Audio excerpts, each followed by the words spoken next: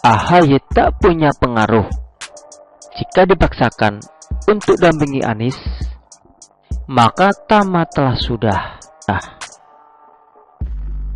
Jika Agus Harimurti Yudhoyono dipaksakan untuk mendampingi Anies Baswedan, secara otomatis Anies Baswedan sudah kalah di atas kertas. Alasan pertama, Agus Harimurti Yudhoyono tidak mempunyai elektabilitas yang mumpuni alias elektabilitasnya sangat merosot. Ditambah lagi dengan elektabilitas Anies Baswedan yang secara berturut-turut hasil survei yang dikeluarkan menempatkan Anies Baswedan sebagai posisi ketiga alias terendah, kecuali hasil survei Tifatul Sembiring yang kocak itu. Alasan kedua, Agus Harimurti Yudhoyono pernah gagal di Pilkada DKI Jakarta, di mana Agus Harimurti Yudhoyono tidak lolos di putaran kedua. Pilkada DKI Jakarta saja kalah telak, apalagi nasional. Alasan yang ketiga, orang ogah memilih Agus Harimurti Yudhoyono sebab ia anak Pepo alias anak mami. Agus Harimurti Yudhoyono sama sekali tak punya pengalaman dalam dunia eksekutif maupun legislatif. Keempat, Agus Harimurti Yudhoyono gagal dalam memimpin Partai Demokrat pasca merosot, partai yang ia nakodai sebelumnya di atas daun, bahkan memenangkan pemilu secara berturut-turut kala itu.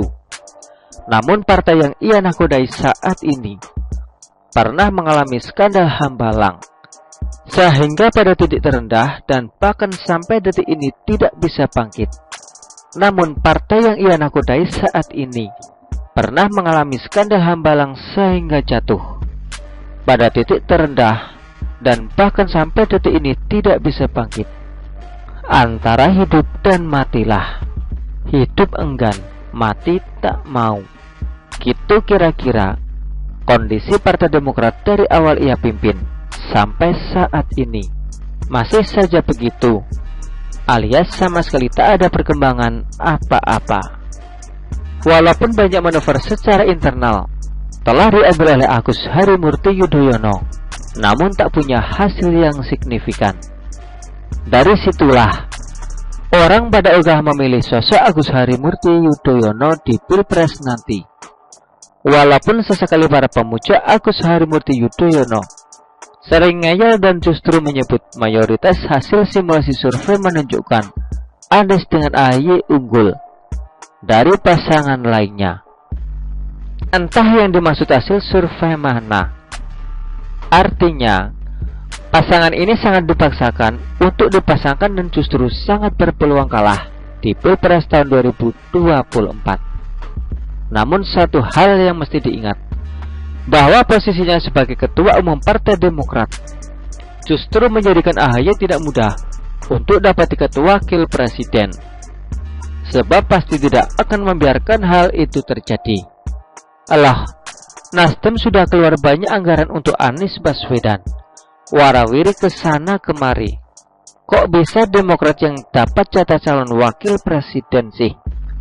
Surya Paloh sudah habis-habisan demi Anies. Lagian juga salah satu faktor kemenangan Anies Baswedan dalam Pilkada DKI Jakarta yaitu logistik dari Sandiaga Salahuddin Uno.